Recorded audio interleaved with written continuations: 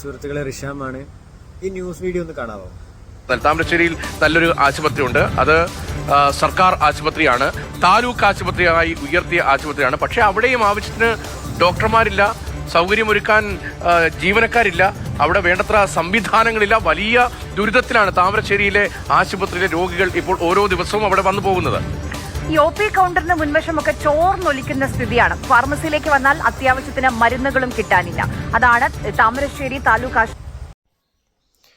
പ്രിയപ്പെട്ടവരെ, ഇന്ന് പറയാൻ പോകുന്നത് താമരശ്ശേരി താലൂക്ക് ആശുപത്രിയുമായി ബന്ധപ്പെട്ടുള്ള വിഷയമാണ്. കഴിഞ്ഞ ദിവസം നിങ്ങൾ ന്യൂസിലൊക്കെ കണ്ടിട്ടുണ്ടാവും. അപ്പോൾ അവിടെ എത്തിയിട്ടുള്ള ആളുകളുടെ ഓരോ പരാതികൾ. ഒരു ഭാഗത്ത് ചോർന്നൊലിക്കുന്നുണ്ട്, ഒരു ഭാഗത്ത് വേണ്ട ഡോക്ടേഴ്സുമാരില്ല, മരുന്നില്ല, പലതരത്തിലുള്ള ബുദ്ധിമുട്ടുകൾ അനുഭവിച്ചുകൊണ്ടിരിക്കുകയാണ്. ഈ ഒരു മഴക്കാലമാണ്, ആളുകൾ ഏറ്റവും കൂടുതൽ ആശ്രയിക്കുന്ന ഒരു ആശുപത്രിയാണ്. എന്നിട്ട് കൂടി ആളുകൾക്ക് എന്താ പറയുക, വേണ്ട രീതിയിലുള്ള കാര്യങ്ങളൊന്നും ചെയ്തു കൊടുക്കാൻ ഇവിടുത്തെ സിസ്റ്റത്തിന് പറ്റുന്നില്ല എന്നുള്ളൊരു കാര്യമുണ്ട്. അതേപോലെ ഏറ്റവും പ്രധാനപ്പെട്ട വേറൊരു വിഷയം എന്താണെന്ന് വെച്ചാൽ, അവിടെ വരുന്ന പല ആളുകളോടും അവിടുത്തെ ചില സെക്യൂരിറ്റിമാർ അല്ലെ ചില സ്റ്റാഫുകൾ വളരെ മോശമായിട്ടാണ് പെരുമാറുന്നത്. എൻ്റെ ഒരു സുഹൃത്ത് നേരിട്ട് അനുഭവം പറയുകയുണ്ടായി. അദ്ദേഹത്തിൻ്റെ മകളുമായി കഴിഞ്ഞ ദിവസം പോയ സമയത്ത് വളരെ മോശമായിട്ടാണ് പെരുമാറിയെന്ന് പറയുകയുണ്ടായി.